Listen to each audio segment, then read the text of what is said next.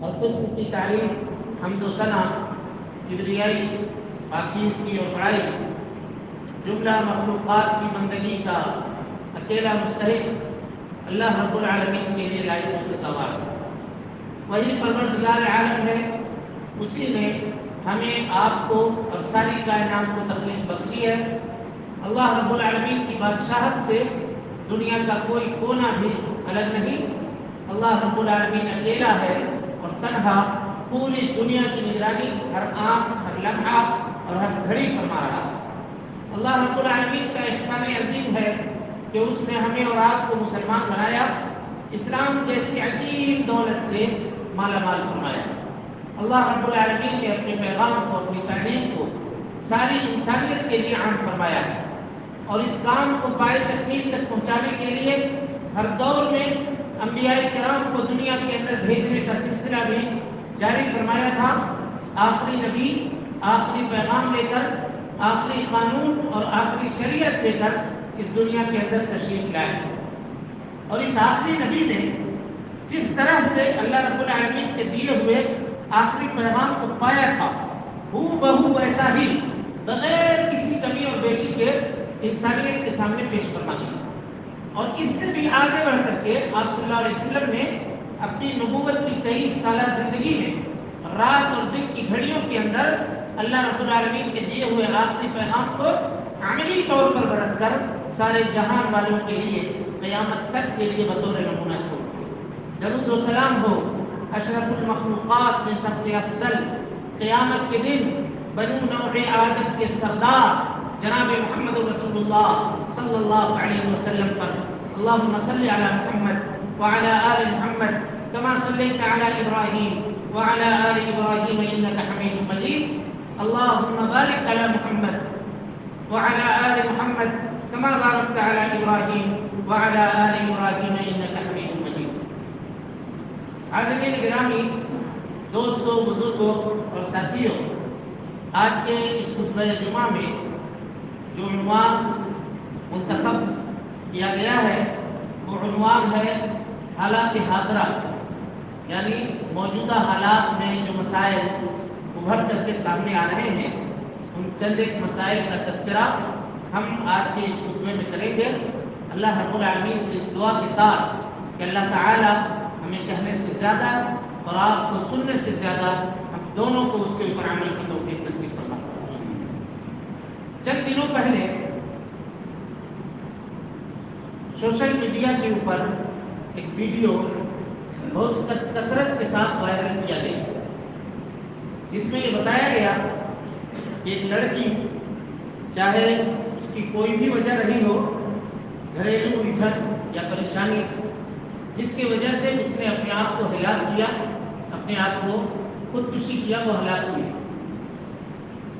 اب اس ویڈیو کے آ جانے کے بعد مسلم امہ کے اندر اور خصوصاً ہندوستان میں نوجوان بچے اور بچیوں کے درمیان چند طرح کی تبدیلیاں دیکھنے میں آئی۔ سب سے پہلی بات تو یہ بات سمجھ میں آئی کہ آج کل کے زمانے میں یہ الیکٹرانک میڈیا کی حیثیت کیا ہے، اور کس طرح سے اخبار کو اور باتوں کو لوگوں کے درمیان پھیلانے اور لوگوں کے ذہنوں کو تبدیل کرنے کی طاقت اس کے اندر ہے۔ چنانچہ ارباب حل و عقد کو اس بات کی طرف توجہ دینی چاہیے کہ جہاں یہ لوگ مخالفت میں اس کی استعمال کر رہے ہیں ان ذرائع ابلاغ کا، تو ہمیں چاہیے کہ ہم دین اسلام کی ترویج اور اس کی نشر و اشاعت میں قرآن اور حدیث کی باتوں کو عام کرنے کے لیے اس جیسے جو سائٹس ہیں یا اس جیسے جو وسائل ہیں، ان وسائل کو بروئے کار لا کر کے آج کل کے اس زمانے میں اپنے گھر میں بیٹھے ہوئے دین اسلام کی صحیح تعلیم ہر گھر تک پہنچانے کی صلاحیت اور طاقت رکھتے ہیں۔ پہلی بات۔ دوسری بات وہ یہ ہوئی کہ اس ویڈیو کے آ جانے کے بعد ہر کس و ناکس، چاہے اس کو اس واقعے کا صحیح علم ہے یا نہیں ہے، معاملے کو اس نے صحیح طور پہ سمجھا ہے یا نہیں سمجھا ہے، اپنی رائے لوگوں نے ظاہر کرنا شروع کیا۔ کوئی جہیز کے مسئلے پر گفتگو کر رہا ہے، کوئی وراثت کے مسئلے پر گفتگو کر رہا ہے، لیکن اصل بات جو تھی اس بات سے پہلو نہیں کی گئی، اس بات کو نہیں دیکھا گیا۔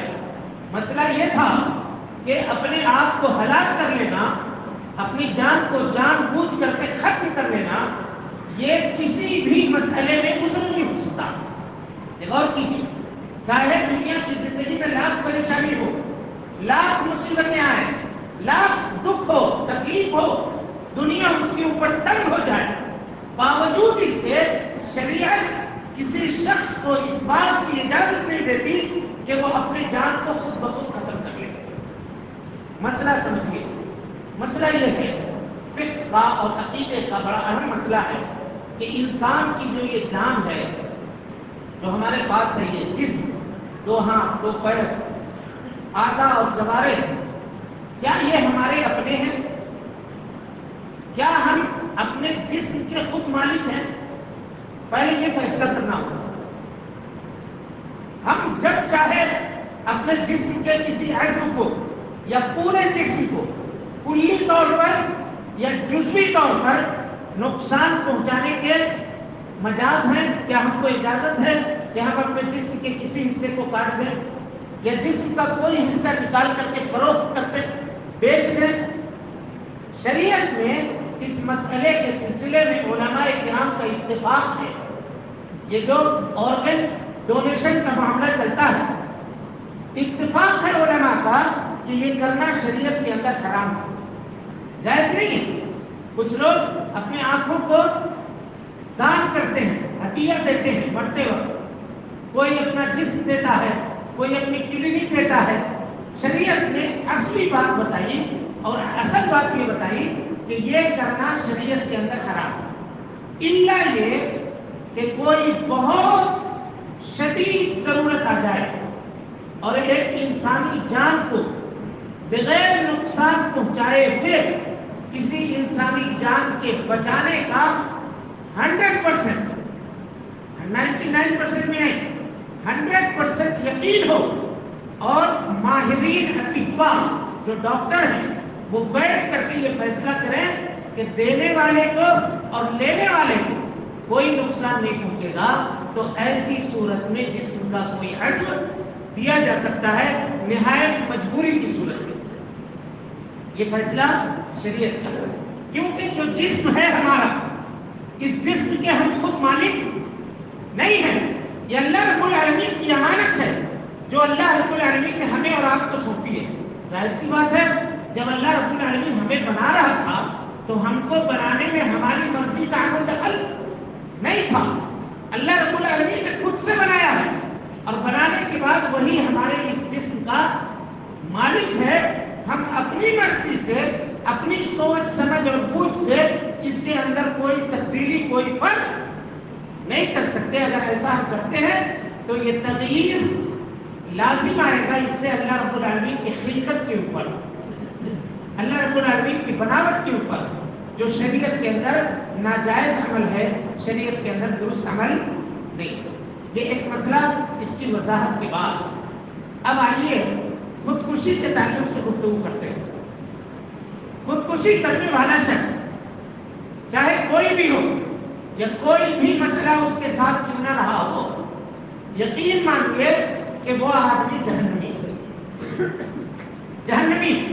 لیکن علماء یہ کہتے ہیں، اہل سنت والجماعت کا یہ عقیدہ ہے، اہل حدیث کا یہ عقیدہ ہے کہ وہ اپنی گناہوں کی سزا کاٹ کر کے ایک نہ ایک دن اللہ رب العالمین اس کو، اگر کلمہ توحید کو اس کی موت ہوئی ہے، شرک کبھی زندگی میں اس نے نہیں کیا ہے، یا بغیر توبہ کے شرک سے وہ مرا نہیں ہے، تو اللہ رب العالمین ایسے شخص کو اس کے گناہوں کا بدلہ دینے کے بعد اس کو ایک نہ ایک دن اٹھا کر کے جنت میں داخل کرے۔ لیکن حدیث دیکھیے، کہا کہ دنیا میں جو بھی کوئی شخص اپنے کسی تیز دھار ہتھیار سے اپنے آپ کو ہلاک کرتا ہے، یا اسی طریقے سے زہر پی کر کے وہ اپنے جان کو ختم کرتا ہے، تو قیامت تک وہ اسی عمل کو بار بار دہراتا رہے گا اور اس کی وفات اسی حیثیت سے ہوتی رہے گی۔ چنانچہ حدیث ہے، دو صحابی ہجرت کر کے مکہ مکرمہ سے مدینہ آئے۔ مدینے کی آب و ہوا راس نہ آئی. جیسا کہ آپ کو معلوم ہے کہ مدینے کی آب و ہوا پہلے یہ دشوار تھی. ہر آدمی مدینے میں جا کر کے صحت مند نہیں رہ سکتا تھا. بیمار پڑ گئے. بیماری کی تاب نہ لا کر کے ایک صحابی نے ایک چھری سے اپنے ہاتھ کو کاٹ لیا اور کاٹنے کے بعد اپنے آپ کو ہلاک کیا. چند دنوں کے بعد صحابی کو خواب، جو ان کے ساتھی تھے ان کو خواب میں نظر آیا، جو شخص ہلاک ہوا تھا وہ نظر آیا. پوچھا اس نے کہ کیا حال ہے آپ کا، کیسے گزر رہے ہیں یہاں؟ تو کہا کہ بہت تکلیف میں ہوں، لیکن یہ ہاتھ جو ہے میرا جس کو ہم نے کاٹا تھا یہ ہاتھ آج تک کٹا ہوا ہے اور اس سے خون رستا ہے یا خون بہتا ہے. صحابی حاضر ہوئے نبی صلی اللہ علیہ وسلم کے پاس اور عرض کیا کہ وہ جو بھائی تھا میرا اور جس نے خودکشی کی تھی، اپنے جان کو ہلاک کیا تھا، میں نے خواب میں اس طرح سے اس کو دیکھا. آپ صلی اللہ علیہ وسلم نے فرمایا کہ میں دعا کرتا ہوں کہ اللہ رب العالمین اس کے اس ہاتھ کو بھی آزاد کر دے. اس جرم سے جو گناہ اس نے کیا ہے، اس گناہ کی سزا سے اس کے اس ہاتھ کو بھی اللہ رب العالمین آزاد کر دے. نبی صلی اللہ علیہ وسلم نے یہ کہا. اس سے دو مسئلے ثابت ہوئے. پہلا مسئلہ تو یہ ہے کہ خودکشی کرنے والے کو جس چیز سے اس نے خودکشی کی ہے اس کی سزا اس کو قیامت تک ملتی رہے گی. اور دوسرا مسئلہ یہ ثابت ہوا کہ اگر کوئی آدمی خودکشی کر کے مر جائے تو اس کے لیے دعائے مغفرت کر سکتے ہیں، جیسا کہ جناب محمد رسول اللہ صلی اللہ علیہ وسلم نے دعائے مغفرت کیا. علماء کا اس سلسلے میں ایک قول ہے، یہ مسئلہ بہت اٹھا کہ خودکشی کرنے والے کے لیے نماز جنازہ ہم پڑھیں گے یا نہیں پڑھیں گے. تو علماء کہتے ہیں کہ اگر گاؤں کا، بستی کا کوئی سرکردہ آدمی ہے جس کے نام کا چرچا ہے اور جس کے لوگ اچھے اور برے باتوں میں جس سے مشورہ طلب کرتے ہیں، جس کو لوگ مانتے ہیں، اگر وہ آدمی نہ پڑھے اس کا جنازہ تو بہتر ہے. کیونکہ دوسرے لوگوں کو یہ تنبیہ ہو کہ اگر ہم مر گئے اس طرح سے تو گاؤں کا فلاں شخص، فلاں مولوی صاحب یا فلاں قاری صاحب یا فلاں حافظ صاحب یہ ہمارا جنازہ نہیں پڑھیں گے. اور اس کی دلیل یہ ہے کہ نبی صلی اللہ علیہ وسلم کے پاس خودکشی کا ایک جنازہ لایا گیا. آپ صلی اللہ علیہ وسلم نے کہا کہ آپ لوگ نماز جنازہ پڑھ لیجیے، میں نہیں پڑھوں. نبی صلی اللہ علیہ وسلم نے پڑھنے سے انکار کر دیا اس شخص کا نماز جنازہ. اب آئیے اس مسئلے کی سنجیدگی کو جاننے کے لیے ایک اور حدیث کا سہارا لیتے ہیں. خودکشی کتنا بڑا عظیم جرم ہے، غور کیجیے گا. ایک شخص جو اللہ رب العالمین کے راستے میں جہاد کر رہا ہے، لڑ رہا ہے، اپنی جان کی بازی لگائے ہوا ہے. ایک صحابی تھے، جنگ کے اندر لڑ رہے ہیں، دیوانہ وار. آپ صلی اللہ علیہ وسلم کے سامنے صحابہ نے اس کی تعریف کی، کہا کہ فلاں شخص واقعی جنتی ہے. دیکھیے اسلام کی ترویج و اشاعت کے لیے کس طرح سے وہ اپنی پوری جانفشانی کے ساتھ دشمنوں کا مقابلہ کر رہا ہے. نبی صلی اللہ علیہ وسلم نے فرمایا کہ وہ شخص جہنمی ہے، جہنمی ہے وہ. صحابی کہتے ہیں کہ آپ کے جملے، آپ کے زبان سے یہ جملہ سن کر کے میں اس صحابی کے پیچھے لگ گیا کہ میں دیکھتا ہوں وہ کرتے کیا ہے، کیا عمل ہے ان کا. کیا آپ صلی اللہ علیہ وسلم نے ایسا کہا؟ کہتے ہیں کہ میں ان کے پیچھے لگا رہا. لڑتے لڑتے لڑتے جب وہ اپنے زخموں سے بےتاب ہو گئے، چور ہو گئے زخم سے، تو انہوں نے اپنے ہی نیزے کو اپنی گردن میں رکھ کر کے اپنی جان ختم کر خودکشی کر لی. میدان جنگ میں ایک سپاہی لڑ رہے ہیں، صحابی. غور کیجیے گا، شہادت کی موت یا آدمی کے اگلے اور پچھلے گناہ معاف کرتی ہے. اگر جو گناہ اس نے کیے ہیں اللہ رب العالمین اس کو معاف کرتا ہے، جنت اس پر واجب ہوتی ہے. لیکن جہاد کرنے والا شخص بھی اگر میدان جنگ میں خودکشی کر لے اور جان بوجھ کر کے اپنی جان کو ہلاک کر لے، ختم کر لے، تو اس کے اس عمل کا ثواب بھی اللہ رب العالمین کی نگاہ میں رائگاں ہوتا ہے اور اس کی کوئی حیثیت نہیں ہوتی. یہ ایک پہلو تھا جو خودکشی کی شناعت اور خودکشی کی قباحت کے تعلق سے جس کی وضاحت ضروری ہے. اب آئیے اس پہلو اور اس موضوع کے اوپر ایک دوسرے گفتگو کا آغاز ہم آپ کے سامنے کرتے ہیں. وہ یہ ہے بھائیوں کہ معاشرے اور سماج میں جب بھی کوئی مسئلہ پیدا ہوتا ہے تو ہر کس و ناقص کو اس مسئلے میں رائے دینے کی اجازت نہیں ہے. جب تک آپ مسئلے کو سمجھیں گے نہیں تو آپ کو رائے دینے کی اجازت اس مسئلے میں نہیں ہے. غور کیجیے. اب اس لڑکی نے سوسائڈ کیا, ویڈیو بنایا, بہرحال اس کا یہ عمل غلط تھا, وہ تو چلی گئی دنیا سے, چلی گئی, لیکن اس کے اس عمل کو دیکھ کر کے کتنے لوگ اب ایسا عمل کریں گے, اور کتنے لوگ اب جب بھی کوئی میاں بیوی میں کس کے گھر میں جھگڑا نہیں ہے, ہر ایک کے گھر میں ہے, تو اب اس کا کیا مطلب ہے کہ وہ ٹیلی فون اٹھائے, لائیو ویڈیو کرے اور کہے کہ میں اپنے آپ کو ہلاک کرتی ہوں, میں اپنے آپ کو ختم کرتی ہوں. کیا یہ سولوشن ہے؟ مسئلے کا یہ حل ہے؟ ہرگز نہیں ہے, کسی قیمت پہ نہیں. سوشل میڈیا کے اوپر اس کی ویڈیو کی پذیرائی کر کے, اس کو شیئر کر کے ہم اور آپ نے اس فکر کو ترویج و اشاعت دی, اس کو پھیلایا, اس سے ہمدردی کا اظہار کیا, اور ہمدردی کا اظہار کرنا یہ ہمارے لیے اچھے اثرات کا حامل نہ بن سکا. بھائی وہ یہ نہ کہے کہ دیکھیے ایک لڑکی مر گئی ہے اور اس کے اوپر مولوی صاحب اس طرح کی باتیں کر رہے ہیں. ایسا نہیں ہے, ہماری ہمدردی بھی ہے اس کے ساتھ, اور ہم بھی یہ دعا کرتے ہیں کہ اللہ رب العالمین اس کے گناہوں کو معاف کرے, اس کو جنت الفردوس میں جگہ دے, ہم یہ دعا کرتے ہیں. لیکن اس کا یہ عمل جو تھا, اس عمل کو ہم شریعت کی نگاہ سے دیکھیں, سمپیتھی کی نگاہ سے نہیں دیکھیں, جذبات سے نہیں دیکھیں گے. سمجھ میں آ رہی بات؟ جذباتی ہو کر کے اس مسئلے کے اوپر غور نہ کریں گے. سوچئے کہ اگر سماج اور سوسائٹی میں کوئی شخص قاتل ہوتا ہے, کسی کو قتل کر دیتا ہے, تو کیا قاتل کے تعلق سے ہم اور آپ ہمدردی رکھتے ہیں؟ بتائیے, ہم کو اور آپ کو ہمدردی ہوتی ہے کہ فلاں نے فلاں کو قتل کر دیا, چلو اچھا ہوا, اس کو بہت تنگ کر رہا تھا, بہت ستا رہا تھا, اچھا ہوا مار دیا. کوئی کہتا ہے ایسا؟ کوئی نہیں کہتا. کہتا ہے نہیں, اس کو نہیں مارنا چاہیے, غلط کیا اس نے, قتل حرام تھا, اس نے اپنے آپ کو مارا ہے. اس کا مطلب یہ ہے کہ ایک قاتل کے ساتھ جو معاملہ, جو سوچ اور جو فکر ہونی چاہیے, وہی سوچ اور فکر اس کے ساتھ بھی ہونی چاہیے.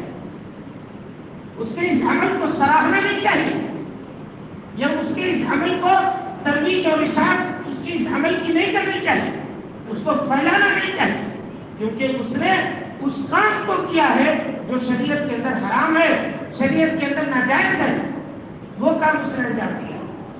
اور ایک بات اس مسئلے پہ غور کیجیے, جب تک آپ دونوں طرف سے معاملے کو نہ سمجھیں تب تک کسی بھی معاملے میں آپ فیصلہ دینے سے گریز کریں. بچیں, خاص کر کے نوجوان جو ہیں ہمارے, ان کے لیے ہے یہ بات کہ خاص طور پہ اس مسئلے میں کوئی بھی ویڈیو ڈال دیا اور اس پہ لکھ دیا جہیز سے پریشان ہو کر کے ایک فلاں لڑکی نے خودکشی کر لی, سسرال والوں سے تنگ آ کر کے ایک فلاں لڑکی نے خودکشی کر لی. گویا کہ آپ یہ کہنا چاہ رہے ہیں کہ جو کوئی جہیز سے پریشان ہو وہ خودکشی کر لے, جو کوئی سسرال سے پریشان ہو وہ خودکشی کر لے, یہ کہنا چاہ رہے ہیں. یہ کبھی نہیں لکھنا چاہیے. خاص کر کے یہ قاعدہ یاد کیجیے, جب بھی کوئی مسئلہ آپ پیش آئے تو دونوں طرف کی رائے سنے بغیر آپ اس مسئلے میں اپنی رائے نہ دیں, ہرگز نہ دیں. اور خاص کر کے اگر سامنے والی عورت ہے تو اس میں تو کبھی نہیں, اس میں کبھی نہیں. میں یہ نہیں کہہ رہا ہوں کہ عورت جھوٹ بولتی ہے, لیکن میں یہ کہہ رہا ہوں کہ عورت آدھا سچ بولتی ہے, پورا سچ نہیں بولتی, آدھا سچ بولتی ہے. آدھا سچ سن کر کے آپ کسی مسئلے میں فیصلہ نہیں کر سکتے. واقعہ سنیے, ابھی آپ کے سامنے اس معاملے کی وضاحت ہو جائے گی. نبی صلی اللہ علیہ وسلم مسجد نبوی میں صحابہ کرام کے ساتھ بیٹھے ہوئے ہیں, صحابہ بیٹھے ہوئے ہیں آپ کے ارد گرد. حضرت صفوان بن معطل سلمی رضی اللہ عنہ کی اہلیہ اس مجلس میں تشریف لاتی ہے اور کہتے ہیں کہ اللہ کے رسول صلی اللہ علیہ وسلم, صفوان بن معطل بھی بیٹھے ہوئے تھے, مجلس میں موجود تھے, کہا کہ یہ صفوان ابن معطل ہے، میں ان کی اہلیہ ہوں، کچھ شکایت ہے ان کے لیے۔ نبی صلی اللہ علیہ وسلم نے کہا کہ بتاؤ کیا بات ہے؟ کہا اللہ کے رسول جب میں نماز پڑھتی ہوں تو یہ مجھے مارتے ہیں، پہلی بات۔ دوسری بات یہ ہے کہ جب میں روزہ رکھتی ہوں تو میرا روزہ توڑوا دیتے ہیں۔ تیسری بات یہ ہے کہ فجر کی نماز سورج نکلنے کے بعد ادا کرتے ہیں وہ لوگ۔ کتنا سنگین جرم ہے، اور کتنا مسئلے کو کتنا سنگین بنا کر کے اللہ کے نبی صلی اللہ علیہ وسلم کے سامنے پیش کیا گیا۔ اگر صرف اس خاتون کی بات کو سن کر کے فیصلہ کرنے والا فیصلہ کرتا تو کیا فیصلہ ہونا چاہیے تھا؟ کیا فیصلہ ہونا چاہیے؟ نبی صلی اللہ علیہ وسلم نے نہیں کیا۔ آپ نے کہا صفوان موجود ہیں، کہاں اللہ کے رسول؟ ادھر آؤ۔ شکایتیں سنی آپ نے؟ کہا کہ ہاں سنی۔ ہے کوئی جواب؟ کہا ہے اللہ کے رسول، کہا دیجیے جواب۔ کہا کہ رات بھر لمبی لمبی صورتیں پڑھ پڑھ کر کے تلاوت کرتی ہے، بچے ہمارے رو رہے ہوتے ہیں گھر میں، گھر کا پورا کام کاج پڑا ہوا ہوتا ہے، اس کو گھر کے کام کاج سے مطلب نہیں ہے، صرف نماز میں لگی رہتی ہے، نفلی نماز میں۔ اس لیے میں منع کرتا ہوں، روکتا ہوں کہ چھوٹی سورت پڑھا کرو، باقی جو کام ہے گھر کے کام کاج اس کو بھی دیکھا کرو۔ نبی صلی اللہ علیہ وسلم نے فرمایا کہ شوہر اگر موجود ہو، گھر میں کام موجود ہو تو نفلی نماز لمبی پڑھنے کی ضرورت نہیں ہے، چھوٹی صورتیں پڑھ کر کے اپنی نماز کو مکمل کر لو۔ ایک جو الزام تھا، جو بلیم تھا، اس کے اوپر آپ نے فیصلہ دے دیا۔ کہا جی دوسری بات، تم روزہ رکھنے سے روزہ توڑوا دیتے ہو؟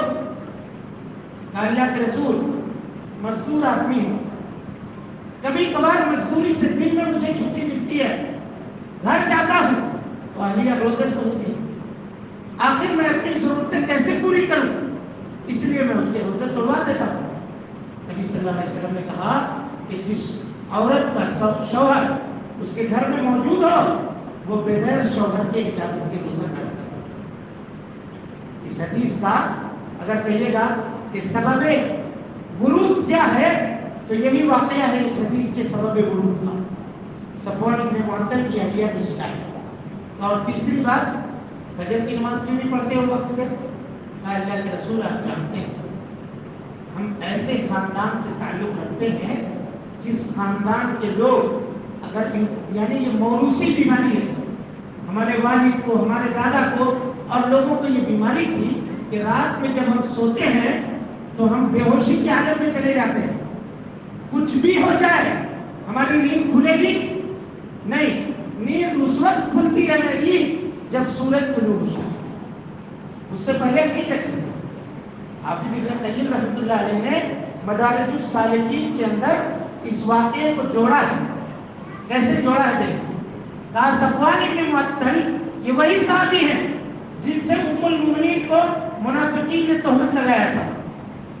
اب غور کیجئے، غزوہ بنی مستلق میں پورا قافلہ چلا گیا، اب قافلہ جب اٹھ رہا ہوگا، خیمے اکھڑے جا رہے ہوں گے، گھوڑوں کے اوپر، اونٹوں کے اوپر سامان لاتے جا رہے ہوں گے، گھوڑوں کے چنگھاڑنے کی آواز ہوگی، اونٹوں کے بلبلانے کی آواز ہوگی، لیکن آواز سنے بغیر صفوان ابن معطل سوئے رہے اور دیر سے آ رہے تھے پیچھے، تو انہوں نے ام المؤمنین کو دیکھا کہ سوئی ہوئی ہے، ان کو اپنی اونٹنی کے اوپر سوار کیا اور جب منافقوں نے دیکھا تو ان کے اوپر توڑ دیا۔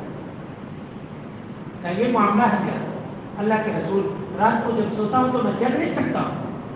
نبی صلی اللہ علیہ وسلم نے فرمایا کہ ٹھیک ہے، جس وقت جگتے ہو اس وقت نماز پڑھو۔ اب ہم اور آپ صفوان ابن معطل کی اس اجازت پہ قیاس نہیں کر سکتے، ہمارے پاس ذرائع ہیں، وسائل ہیں، لوگوں کے پاس موبائل ہے، اعلان کی گھڑی ہے، اس کو لگا کر کے جگا کر کے فجر کی نماز کے لیے اٹھ سکتے ہیں، وقت کے اوپر مسجد آ سکتے ہیں۔ لہٰذا کوئی یہ نہیں کہے کہ اس واقعے میں نبی صلی اللہ علیہ وسلم نے صفوان بن معطل کو سورج طلوع ہونے کے بعد نماز پڑھنے کا حکم کیا.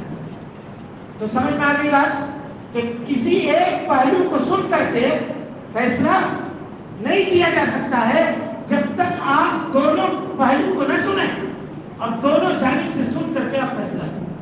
ایک اور واقعہ اس تعلق سے یاد آیا, وہ آپ کے سامنے بیان کر دینا مناسب سمجھتا ہوں. اب خطبے کا وقت بھی ختم ہوا. واقعہ یہ ہے کہ ایک صحابی تھے, مسجد نبوی کے بغل میں ان کی زمین تھی. صحابہ نے کہا ان سے کہ آپ اتنے دور سے آتے ہیں نماز کے لیے, آپ کی زمین یہاں ہے, آپ یہاں پہ مکان بنا لیجئے, مسجد کے بغل میں رہیے گا.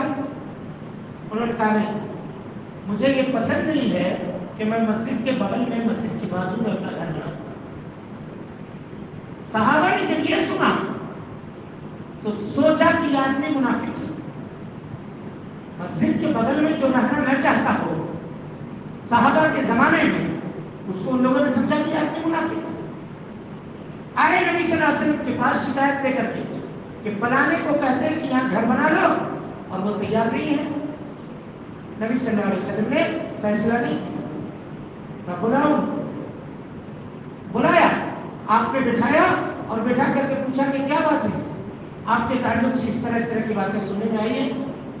انہوں نے کہا کہ اللہ کے رسول, میں نے آپ کی حدیث سنی ہے کہ اگر کوئی آدمی اپنے گھر سے وضو بنا کر کے چلتا ہے تو جتنا قدم چلتا ہے اس کے گناہ معاف ہوتے ہیں اور اس کے درجات بلند ہوتے ہیں. تو میں مسجد کے پاس گھر بنا کر کے اس نیکی سے کیوں محروم ہو جاؤں؟ میں وہ نیکی حاصل کرنا چاہتا ہوں. دیکھیے کیسا معاملہ پلٹ گیا. جب سامنے والے کی بات سنی گئی, فریق مخالف کی بات سنی گئی, تو فیصلے کے اندر کیسی تبدیلی آئی اس کا اندازہ آپ نے لگایا نہیں لگایا. چنانچہ میرے بھائی, بغیر مسئلے کو سوچے ہوئے, بغیر مسئلے کو سمجھے ہوئے کسی بھی مسئلے میں رائے دینے سے پرہیز کرنی چاہیے. ایک اور بات اس مسئلے میں یہ تھا کہ عورت یقیناً آج کے اس سماج اور سوسائٹی میں مظلوم ہے, یقیناً ہے مظلوم. ہم اس کو یہ بتاتے تو ضرور ہے کہ چلو اسلام نے تمہیں یہ حق دیا ہے, یہ حق دیا ہے, یہ حق دیا ہے. اسلام نے حق دیا ہے, لیکن ہم اس کے حقوق کو چھیننے والے ہم خود ہیں. غور کیجیے, آج کے اس زمانے میں اگر کسی کو یہ کہا جاتا ہے کہ تمہارے گھر میں بچی کی پیدائش ہوئی, کیا کہتا ہے؟ چلو اللہ کی مرضی ہے. گویا جیسے کوئی مصیبت اس پر اتری, مصیبت کے اترنے وقت جیسے اترتا ہے کہ اللہ کی مرضی ہے, بچی کی پیدائش میں خوشی کا اظہار نہیں کرتا. چنانچہ علماء نے لکھا ہے کہ بچیوں کی ناانصافی میں سب سے پہلی حق تلفی اس کی یہ ہوتی ہے کہ اس کے والد یا اس کے گارجین اس کی پیدائش میں خوشی کا اظہار نہیں کرتے. سب سے پہلی حق تلفی اس کے ساتھ سماج اور سوسائٹی میں یہ ہوتی ہے. اور دوسری بات یہ ہے کہ ہم یہ سمجھتے ہیں کہ بچی جو سماج اور سوسائٹی اور معاشرے میں ہے, ہم کہتے ہیں کہ بچی ایک پرائی دھن ہے. کہتے ہیں نہیں کہتے, پرائی دھن ہوتی ہے, دوسرے گھر کی. یہ فکرہ کہ بچی پرائی دھن ہے, یہ ہندوانہ رسم و رواج سے, اسلام میں ایسا نہیں ہے. غور کیجیے گا. ہاں, آپ کے اوپر کھانے اور خرچے کی جو ذمہ داری تھی, ایک مقررہ مدت کے لیے ایک پیکٹ کے تحت, ایک معاہدے کے تحت اسلام نے آپ سے کھانے خرچے کی ذمہ داری کو نکال کر کے ایک دوسرے مرد کے حوالے کیا.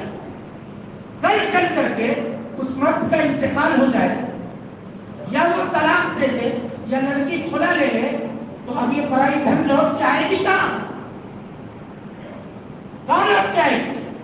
ظاہر سی بات ہے, شوہر سے اس کا رشتہ کنڈیشن کے طور پہ ہے, وہ ختم ہو سکتا ہے, لیکن باپ کا اور بھائی کا جو رشتہ ہے وہ قیامت تک نہیں ختم ہو سکتا. باپ اگر چاہے اپنی بیٹی کو طلاق دینا, چھوڑ دینا, تو نہیں چھوڑ سکتا, مرتے دم تک نہیں چھوڑ سکتا. اور بھائی اگر یہ چاہے کہ اپنی بہن کو الگ کر دے, چھوڑ دے, تو مرتے دم تک بھائی بھی نہیں الگ کر سکتا. غور کیجیے گا, نبی صلی اللہ علیہ وسلم کی اس حدیث کو اٹھائیے جس میں آپ نے فرمایا کہ اللہ رب العالمین کسی کو 3 بیٹی دے، اس کی پرورش کرے، اس کی شادی کر دے، اور آخری جملے میں آپ نے یہ فرمایا کہ او یموتنا او یموت عنہن، چاہے یہ والد اس کے مر جائیں بچیوں کی زندگی میں، یا بچیاں مر جائیں والد کی زندگی میں، یعنی مرتے دم تک باپ اور بیٹی کا رشتہ ختم ہونے والا نہیں ہے، بھائی اور بہن کا رشتہ ختم ہونے والا نہیں ہے۔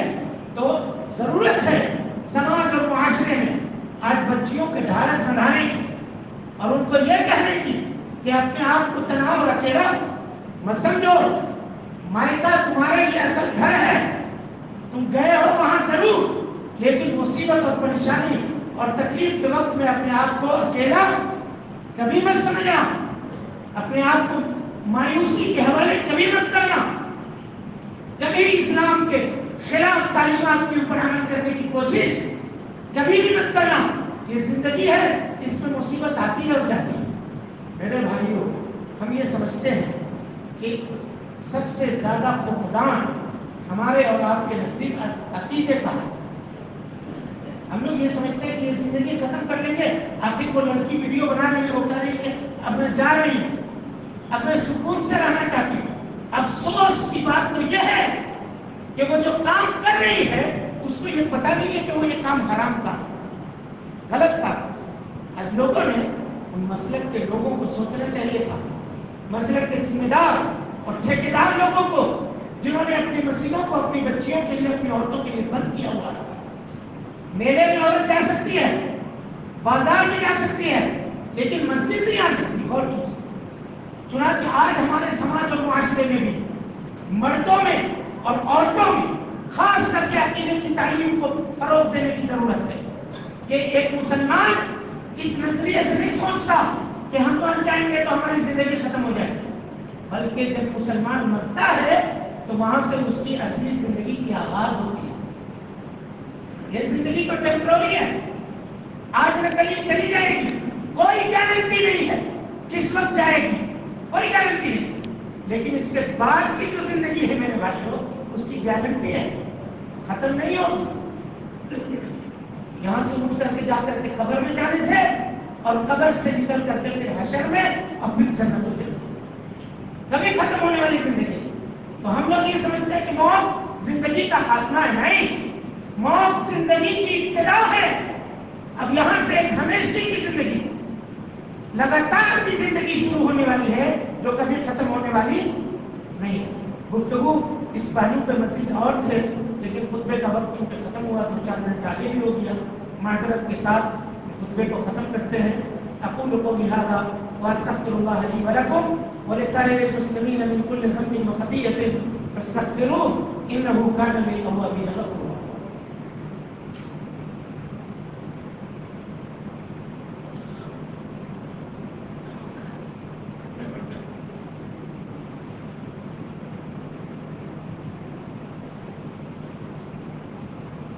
الحمد لله نحمده ونستعينه ونستغفره ونعوذ بالله من شرور انفسنا ومن سيئات اعمالنا من يهده الله فلا مضل له ومن يضلل فلا هادي له واشهد ان لا اله الا الله وحده لا شريك له واشهد ان محمدا عبده ورسوله اما بعد فان خير الحديث كتاب الله وخير الهدي هدي محمد صلى الله عليه وسلم وشر الامور محدثاتها وكل محدثه بدعه وكل بدعة ضلالة وكل ضلالة في النار۔